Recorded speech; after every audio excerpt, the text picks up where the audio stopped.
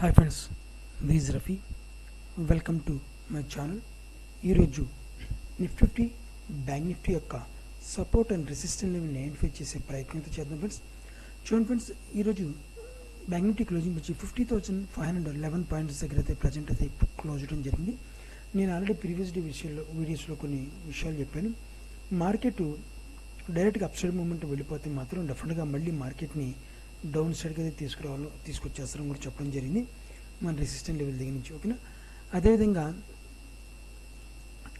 Market ఇక్కడిక్కడ market మనకి ఈ level దగ్గర మార్కెట్ కన్సల్టేషన్ 2 days కానీ 3 days కానీ కన్సల్టేషన్ చేసుకుంటూ మార్కెట్ ఒక అప్సైడ్ మూమెంట్ వెళ్తే అప్పుడు మన రెసిస్టెంట్ జోన్ బ్రేక్ చేసే అవకాశం పాసిబిలిటీ ఎక్కువ ఉందని కూడా మీకు చెప్పడం జరిగింది. ఓకేనా, అదేవిధంగా ఇంటర్డే బేసిక్లో మనం ఒకసారి సపోర్ట్ అండ్ రెసిస్టెంట్ లెవెల్ చెప్పండి ఫ్రెండ్స్, అది కూడా చూద్దాం.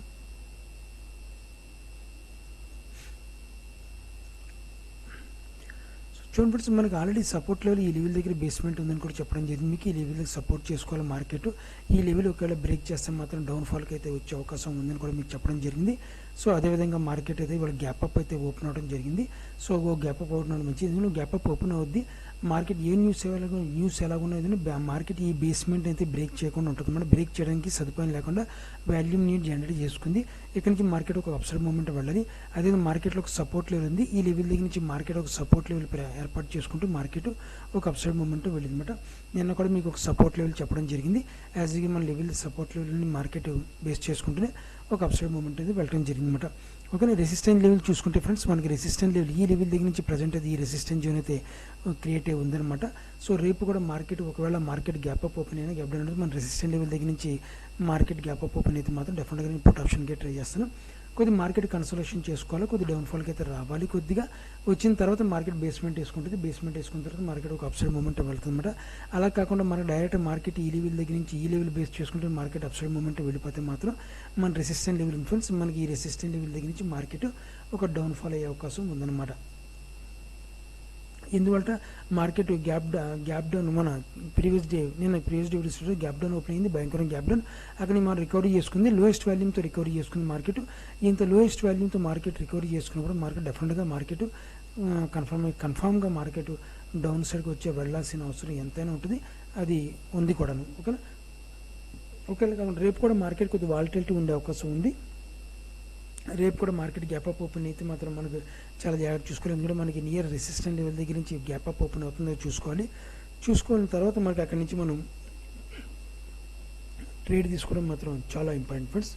మన అదేవిధంగా నేను సపోర్ట్ లెవెల్ కూడా మీకు చెప్పాను. మన సపోర్ట్ 50,000 దగ్గర ఒక రెసిస్టెంట్ జోన్ ఉంది. 50,000 దగ్గర నుంచి కూడా చెప్పాను. 50,500 దగ్గర నుంచి మార్కెట్ ఒక రెండు రెసిస్టెంట్లోనే ఈ లెవెల్ బ్రేక్ అయితే ఈ లెవెల్ మనకి వెళ్ళే పాసిబిలిటీ ఉంది. అది కూడా ఫ్లాట్గా ఓపెన్ అవుతుంది కూడా మీకు చెప్పడం జరిగింది. సో యాజ్ ఇట్ ఈస్గా మార్కెట్ ఓపెన్ అయింది నియర్ 50,000 దగ్గర మనం ఏదైతే రెసిస్టెంట్ లెవెల్కి వెళ్ళిందో గ్యాప్ అప్ ఓపెన్ అవడం వల్ల అది రెసిస్టెంట్ లెవెల్ సపోర్ట్గా మారుతుంది. కాబట్టి మన 50,000 దగ్గర ఒక సపోర్ట్ లెవెల్గా మారింది మార్కెట్. 50,000 నుంచి మార్కెట్ మళ్ళీ 50,500 వరకు ఒకటే మూమెంట్లో మార్కెట్ వెళ్ళటం జరిగిందన్నమాట. ఓకేనా, సో ఎప్పుడైతే మనకు చూడండి మార్కెట్ ఎప్పుడైనా సపోర్ట్ లెవెల్ రెసిస్టెంట్ లెవెల్ ఎప్పుడు మార్చుకుంటుందంటే దాన్ని పర్టికులర్గా టైం పీరియడ్, పర్టికులర్గా వాల్యూమినేషన్, పర్టికులర్గా గ్యాప్ అప్లు అది ఎంత గ్యాప్ అప్ ఎంత పర్సంటేజ్తో ఉంటుందన్నమాట. ఆ పర్సంటేజ్ గ్యాప్ అప్ ఓపెన్ అయిన తర్వాత మనం డిసైడ్ చేసుకుంటాము 50 ఆ లెవెల్ దగ్గర వర్కౌట్ అవుతుందో లేదని చెప్పి. దానికన్నా ముందు మనకి వాల్యూమ్ కూడా చూసుకుంటూ ఉండాలన్నమాట. ఓకేనా, 50,000 ఎప్పుడైతే బ్రేక్ అయిందో, ఎప్పుడైతే గ్యాప్ అప్ ఓపెన్ అయిందో 50 మార్కెట్ రావాల్సిందంటే కిందకి రావాలి, మళ్ళీ మన ఇంకా కిందకి రావాలి. ఎందుకంటే మార్కెట్ రాంగ్ బయింగ్ వెళ్ళింది కానీ రాలేదు. ఎగ్జాక్ట్గా మన 50,000 లెవెల్ దగ్గర నుంచి మార్కెట్ మళ్ళీ సపోర్ట్ తీసుకుంది. ఎందుకంటే గ్యాప్ అప్ ఓపెన్ అయింది, గ్యాప్ అప్ ఓపెన్ అయిన తర్వాత మళ్ళీ డౌన్ కిందకి రావడం సపోర్ట్ తీసుకుని లెవెల్ దగ్గర నుంచి మళ్ళీ అప్సైడ్ మూమెంటం వెళ్ళింది అనమాట. ఓకేనా, సో ఈ రకంగా అయితే వెళ్ళడం జరిగింది అనమాట. సపోర్ట్ లెవెల్ మనకి నియర్ ఈ లెవెల్ దగ్గర నుంచి ఒక సపోర్ట్ లెవెల్ ఉంది, సపోర్ట్ లెవెల్ ఉంది ఫ్రెండ్స్. ఆ సపోర్ట్ లెవెల్ మాత్రం ఈ లెవెల్ దగ్గర నుంచి ఒక సపోర్ట్ లెవెల్ ఉంది. ఆ లెవెల్ దగ్గర నుంచి మార్కెట్ సపోర్ట్ చేసుకుంటూ వెళ్ళే పాసిబిలిటీ ఉంది. రెసిస్టెంట్ లెవెల్ చూసుకుంటే మాత్రం ఈ లెవెల్ దగ్గర నుంచి ఒక రెసిస్టెంట్ జోన్ అయితే క్రియేట్ అయి ఉందన్నమాట. ఓకేనా, గత రోజు నుంచి మార్కెట్ ఈ లెవెల్లోనే డైరెక్షన్లోనే ప్రజెంట్ అయితే ఉంది ఫ్రెండ్స్. ఒక్క నిమిషం ఫ్రెండ్స్, నెట్ స్లోగా ఉంది.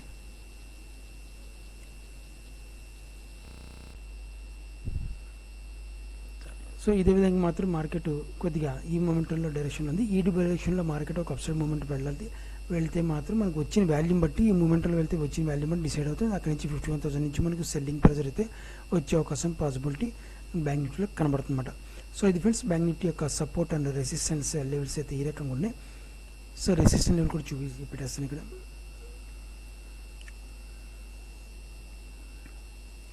So resistance levels, so market ascending triangle pattern అయితే రావడానికి ట్రై చేస్తుంది మార్కెట్.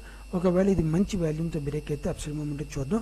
నా అంచనా ప్రకారం ఇప్పటివరకు అయితే మార్కెట్ కొద్దిగా మళ్ళీ రాంగ్ బయింగ్ వెళ్ళింది కాబట్టి డౌన్ సైడ్. నిన్న కూడా మీకు చెప్పాను, మార్కెట్ ఓపెన్ అయ్యి ఇక్కడెక్కడ కన్సల్టేషన్ చేసుకుంటే మాత్రం కొద్ది డౌన్ఫాల్కి వచ్చే అవకాశం ఉంది. రేపు కూడా కొద్ది డౌన్ఫాల్ రావాలి, వస్తే చాలా మంచిది. వచ్చిన తర్వాత మార్కెట్ అప్సైడ్ మూమెంట్ వెళ్తే స్ట్రాంగ్ బేస్మెంట్ వేసుకుంటుంది. బేస్మెంట్ వేసుకుంటే ఎప్పుడైతే వేసుకుందో మార్కెట్ వాల్యూమ్ ఆటోమేటిక్ జనరేట్ అయిపోతుంది. ఎందుకంటే ఆటోమేటిక్ జనరేట్ అయితేనే వాల్యూమ్ మనకి మార్కెట్ ఆగుద్ది అనమాట. లేని మార్కెట్ వాల్యూమ్ లేని మార్కెట్ ఎన్ని రోజులు ఆగదు. చాలామంది ట్రాప్ చేస్తారనమాట. చూడండి, మార్కెట్ ఇంకా వెళ్తుంది అనేటికి సడన్గా పడగొట్టేస్తారు. ఎందుకంటే వాళ్ళు లోయెస్ట్ వాల్యూమ్తో మార్కెట్ వెళ్ళింది. పెద్ద ప్లేయర్స్కి అయితే తెలుసు లోయెస్ట్ వాల్యూమ్తో తీసుకెళ్తున్న మార్కెట్ని ప్రాఫిట్ బుక్ చేద్దాను. పెద్ద ప్లేయర్స్ అందరూ కూడా ప్రాఫిట్ ఈ లెవెల్లోనే బుక్ చేస్తారు. బుక్ చేసిన తర్వాత మనలాంటి వాళ్ళు ఏం చేస్తామంటే ఇక్కడ ఎంటర్ అవుతాం. వాళ్ళు ఎక్కడైతే ఎగ్జిట్ అవుతారో వాళ్ళు అక్కడ మనం ఎంట్రీ తీసుకుంటాం. సో దానివల్ల ఏంటంటే మనకి చాలామందికి మనకు తెలియకుండా అబ్బో గ్యామ్లింగ్, ఆప్షన్ ఒక గ్యామ్లింగ్ అంటారు, ఆప్షన్ ఒక ఇది కంటే ఆప్షన్ ఒక గ్యామ్లింగ్ కాదు ఫ్రెండ్స్, అది క్రిటికల్ పాయింట్స్ అనమాట. వాల్యూమ్ని చంపుతూ ఉంటారు ఆప్షన్లో. ప్రతి వాల్యూ అంటే వీక్లీ వెళ్ళే కొద్ది వాల్యూమ్ చంపుతూ, అది పెద్ద సబ్జెక్ట్. అది చదువుకోకుండా పెచ్చనాడుగులు ఎవరో పెచ్చనాడుగులు మాట్లాడుతుంటారు. అది వాల్యూమ్ ఆప్షన్ ఒక గ్యామ్లింగ్ అనే ఆప్షన్ని అర్థం చేసుకుంటే దాని వచ్చిన ఇన్కమ్ దేంట్లో రాదు. స్టాక్ మార్కెట్లో నేను ఓపెన్గా ఛాలెంజ్ చెప్తున్నా. ఆప్షన్ మీరు జాగ్రత్తగా మీరు వాల్యూ అంటే మనకి ఇవన్నీ కదా ఆల్ఫా బీటా గామా తీటా రో ఇవన్నీ కాన్సెప్ట్ రావాలి మనకి. రాకుండా ఏ కాన్సెప్ట్ రాకుండా మనకి ఆప్షన్ ఒక ప్యాకెట్ లాంటిది, ఓ జోదం లాంటిది, లేదా ఒక ఇది ఇష్టం వచ్చినట్టు మాట్లాడుతుంటారు. అది కాదు మార్కెట్లో. మార్కెట్ని లోయెస్ట్ వాల్యూమ్ ఏంది, హైయెస్ట్ వాల్యూమ్ వెళ్ళిందా, మార్కెట్ రాంగ్ బయింగ్ వెళ్ళిందా, రాంగ్ సెల్లింగ్ వెళ్ళిందా, మార్కెట్ ఏ ప్రైజ్లో వెళ్తుంది, వాల్యూమ్ ఏ డైరెక్షన్లో చూపిస్తుంది, వాల్యూమ్ ఏమేమి చెప్తుంది, ఇవన్నీ కూడా నువ్వు పెద్ద సబ్జెక్టులు. ఏం రాకుండా మనం ఏదో మనం చేసేద్దాం, డబ్బులు ఉన్నాయి కదా డీమ్యాట్ అకౌంట్ ఓపెన్ చేసేసిన తర్వాత లక్షాధికారులు అయిపోతాం అని చెప్పి మనం అనుకుంటే అది చాలా wrong. Market day by day income పెంచుతుంది. మన సోర్సెస్ పెంచుకుంటూ ఉండాలి మనకు. మార్కెట్ ఈ రోజులు 100 రూపాయలు మార్కెట్లో జనరేట్ అయితే రేపు 110 రూపాయలు రావాలా, ఎల్లుండి 120 రూపాయలు, అలా మెల్లమెల్లగా జనరేట్ వెళ్ళిన తర్వాత మీరు కాన్ఫిడెన్స్ లెవెల్స్ పెరిగిందంటే అదే లెవెల్లో మీరు వెళ్తూ ఉంటే మాత్రం డెఫినెట్గా మార్కెట్లో కొన్ని రోజులు కోట్ల రూపాయలు మీరు ఈ రోజు 100 రూపాయలు ప్రాఫిట్ చూసిన వాళ్ళు ఒక 5 ఇయర్స్ 6 ఇయర్స్ తర్వాత మీరు 1 crore డైలీ 1 crore ప్రాఫిట్ చూస్తారు మీరు. అది నాది గ్యారెంటీ అనమాట.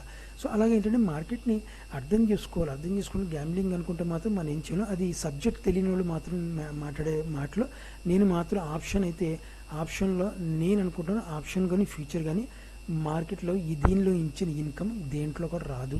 నేను స్టాక్లో ఇన్వెస్ట్ అంటే దీంట్లో 10,000 ఇన్వెస్ట్ చేశారనుకో, మీరు స్టాక్లో 1,00,000 రూపాయలు ఇన్వెస్ట్ చేయాలా, దీంట్లో 1,00,000 రూపాయలు ఇన్వెస్ట్ చేస్తే స్టాక్లో 10 లక్షలు ఇన్వెస్ట్ చేయాలి.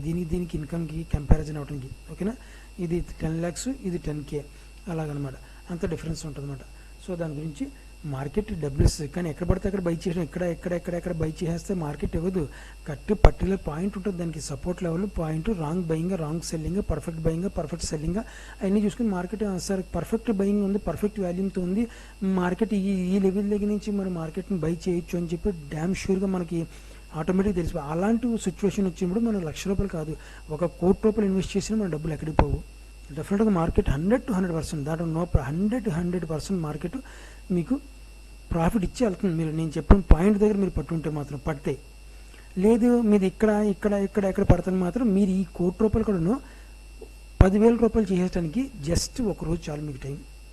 ఓకేనా, 1 crore రూపీస్ కూడా అదనమాట మార్కెట్ యొక్క కెపాసిటీ. ఇవ్వటం అలాగే ఇస్తుంది, తీసుకెళ్తారు. సబ్జెక్ట్ తెలిసినోడికి ఇస్తుంది, సబ్జెక్ట్ లేనివాడి దగ్గర తీసుకెళ్ళిపోద్ది మార్కెట్. సింపుల్ లాజిక్ అదనమాట. సో నేను ఎప్పటి నుంచి కూడా నేను లైవ్ ట్రేల్ కూడా చేసాను కాదు, నా వీడియోలు చూసుకోండి. మార్కెట్ సబ్జెక్ట్ తెలుసుకున్న దాన్ని బట్టి మనం ఎంటర్ అవ్వండి, డబ్బులు పెట్టండి. అంతే తప్ప తెలియకుండా మాత్రం డబ్బులు పెడితే మాత్రం 100 to 100% మీకు డబ్బులు పోయే అవకాశం ఉంది, చాలా అవకాశం ఉంది డబ్బులు పోతే మాత్రం. మీరు 100 రూపాయలు లాక్కుంటే మార్కెట్కి 10,000 రూపాయలు ఇస్తారన్నమాట అలాగా. సో ఇది ఫ్రెండ్స్ మనకి బ్యాంక్ నిఫ్టీ యొక్క సపోర్ట్ అండ్ రెసిస్టెన్స్ ఏ రకమని. ఇప్పుడు ఒకసారి నిఫ్టీ ఒకసారి చూద్దాం ఫ్రెండ్స్. నిఫ్టీ చూడండి friends, nifty closing price 22,535 points దగ్గర ప్రజెంట్ అయితే క్లోజ్ అవడం జరిగింది నిఫ్టీ. సో నిఫ్టీలో నేను మీకు సపోర్ట్ అండ్ రెసిస్టెంట్ చెప్పాను. మార్కెట్ ఇక్కడ నుంచి ఒక అప్సైడ్ మూమెంట్ వెళ్తే మాత్రం డెఫినెట్గా మన రెసిస్టెంట్ లెవెల్ ఉంది కూడా చెప్పడం జరిగింది. కొద్దిగా అప్సైడ్ మూమెంట్ వెళ్ళాలి, మార్కెట్ వెళ్ళింది కూడాను. కానీ మార్కెట్ కొద్దిగా ప్రీమియమ్స్ అడ్జస్ట్మెంట్ చేసుకుంటుంది, టికే చేసుకుంటుంది. అంటే ఏం లేదు దాని గురించి, దాని సబ్జెక్ట్ అది. దానికి మార్కెట్ యొక్క కొన్ని లక్షణాలు ఉన్నాయి మార్కెట్లో. ఆ లక్షణాలు ఆ సబ్జెక్టులు ఫాలో అవ్వాల్సి వస్తుంది. మనం ఎప్పుడైతే ఫాలో అయితే డెఫినెట్గా మార్కెట్ 99.9% కూడా ప్రాఫిట్లు ఇచ్చే అవకాశం ఉంటుంది. అది ఆప్షన్లో కావచ్చు, ఫ్యూచర్లో కావచ్చు, ఇంకేదైనా కావచ్చు, స్టాక్స్లో కావచ్చు, ఇంకేదైనా కావచ్చు. ఓకేనా, దేనికైనా మన పర్టికులర్ పీరియడ్ టైం ఉంటుంది, ఆ టైంలోనే మనకి ఇన్వెస్ట్ చేయాల్సి వస్తుంది. అంతే ఎక్కడ పడితే అక్కడ ఇన్వెస్ట్ చేయడం కాదనమాట. సో మనకి ఇక్కడ నుంచి లెవెల్ దగ్గర నుంచి మార్కెట్ వస్తుంది. మన రెసిస్టెన్స్ జోన్ నుంచి కూడా ఉంది. మన ఈ రెసిస్టెన్స్ జోన్ ఫేస్ చేయాలి అంటే మార్కెట్ ఈ రాంగ్ బయింగ్ వెళ్ళి మార్కెట్ కన్సోలేషన్ చేసుకోవాల్సిన అవసరం ఎంతైనా ఉంది. ఫర్ ఎగ్జాంపుల్ చాలామంది ఏంటంటే న్యూస్ బేసిక్ మీద మార్కెట్ వెళ్ళింది అంటారు. సరే, డొనాల్డ్ ట్రంప్ గారు ఏ న్యూస్ ఇచ్చారు? ఈ సుంకాలు ఏదైతే టారిఫ్ ఉందో దానికి టైం పొడిగిస్తున్నా టైం ఉందని చెప్పడం జరిగింది. సో అంత మంచి గుడ్ న్యూస్ వచ్చినప్పుడు మార్కెట్ మరి వెళ్ళిపోవాలి. నిన్నంతా గ్యాప్ డౌన్ ఓపెన్ అయింది కదా, మళ్ళీ అంత పెద్ద మూమెంట్ రావాలి కదా మార్కెట్లో. టైం ఇచ్చారు కదా, టైంలో మార్కెట్ టైం ఇస్తే కంపెనీకి మంచిదే కదా.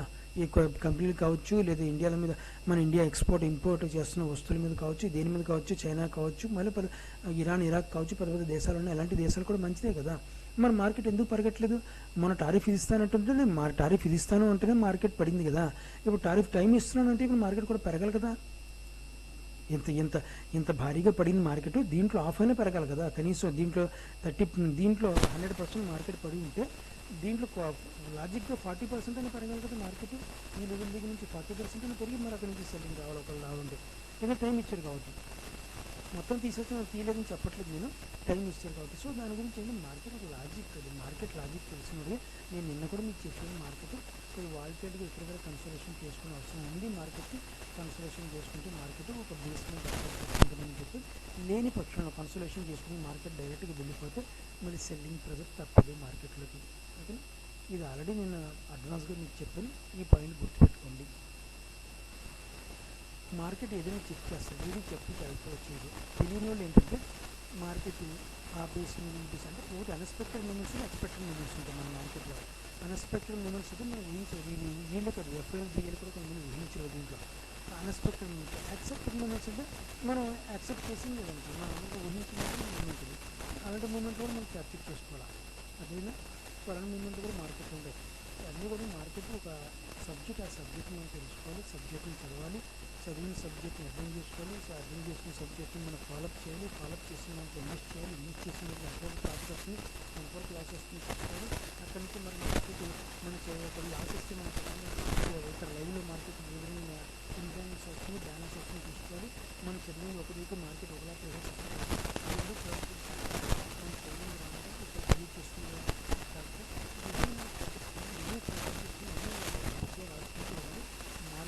మీ వాళ్ళు నేర్చుకోవడానికి మన అంచనా ప్రకారం మీరు గట్టిగా ఫోకస్ చేసి గట్టిగా దీని మీద పొద్దున సాయంత్రం దీని మీద ఉంటే మాత్రం 5 to 6 years మాత్రం మీకు టైం ఇస్తుంది. టైంలో మనకు మార్కెట్ నేర్చుకోవచ్చు. లేదు ఈరోజే మార్కెట్లో నేను కోట్లు సంపాదించేసుకోవాలంటే దయచేసి దీంట్లోకి అయితే రావద్దు. వేరే యాప్స్ ఉన్నాయి మీకోసం స్పెషల్గా, ఆ యాప్స్కి వెళ్ళండి. మీకు రాత్రి కోటీశ్వర్లు కాదు కోటీశ్వర్లు, లక్షాధికారులు, బేదారులు కావాలంటే బేదారులు మీరు అవ్వచ్చు దాంట్లో. దయచేసి అలాంటి వాళ్ళు ఆశయాలు ఉంటే మాత్రం స్టాక్ మార్కెట్లో రావద్దు. ఓకేనా, టైం ఇస్తాను, టైం తీసుకుంటాను, నేను నేర్చుకున్న అన్న వాళ్ళే మాత్రమే స్టాక్ మార్కెట్లో మెల్లమెల్లగా ఇన్వెస్ట్ చేయండి. మీ దగ్గర ₹1,00,000 ఉంటే 5,000 ఇన్వెస్ట్ చేయండి. అంతే ₹1,00,000 ఏం తెలియకుండా ఇన్వెస్ట్ చేసుకుంటే మాత్రం ఆ ₹1,00,000 కాస్త జీరో అయిపోయే అవకాశం మీకు అవకాశాలు 100% ఉన్నాయి. దాంట్లో 1% కూడా కాదు, 100% రాసి పెట్టుకోండి కావాలంటే మీరు. ఓకేనా, సో అయితే నేను నిఫ్టీకి సపోర్ట్ అండ్ రెసిస్టెన్స్ చూద్దాం ఫ్రెండ్స్.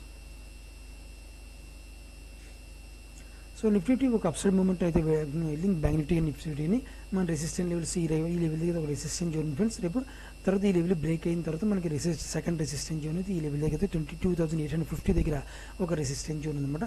సపోర్ట్ లెవెల్ చూసుకుంటే మాత్రం 22,000 దగ్గర నుంచి ఒక భారీగా ఒక సపోర్ట్ లెవెల్ ఉంది నిఫ్టీకి. ఈ లెవెల్ మాత్రం కన్సోలేషన్లో లెవెల్ సపోర్ట్ చేసుకోవాలి. ఇది కూడా మీకు చెప్తున్నాను ముందుగానే, ఇది ఒక పాయింట్ అనమాట. కన్సోలేషన్ మోడ్లోనే సపోర్ట్ చేసుకునే లెవెల్ ఇది, అంతే తప్ప కానీ పైనుంచి డైరెక్ట్గా పడితే మాత్రం ఈ లెవెల్ పనిచేయదు. ఏదో ఇంటర్డే బేసిక్లో పనిచేస్తే 5 నిమిషాలు 10 నిమిషాలు 20 minutes సపోర్ట్ చేసుకుంటే తర్వాత మళ్ళీ అక్కడి నుంచి మార్కెట్ ఈ లెవెల్ని బ్రేక్ చేస్తామన్నమాట. ఆ లెవెల్స్ కూడా ఉన్నాయి, ఇది మాత్రం గుర్తుపెట్టుకోండి. ఓకేనా, సో మనకి రెసిస్టెంట్ లెవెల్ ఈ రకంగా 22,000 లెవెల్ అనేది ఒక సపోర్ట్ లెవెల్ ఉంది. మళ్ళీ 23,600 650 దగ్గర ఒక సపోర్ట్ ఉంది. ఈ లెవెల్ దగ్గర సపోర్ట్ ఉందన్నమాట. సో మనకి సపోర్ట్ అండ్ రెసిస్టెంట్ లెవెల్స్ కూడా ఈ రకంగా ఉన్నాయి ఫ్రెండ్స్ నిఫ్టీలో.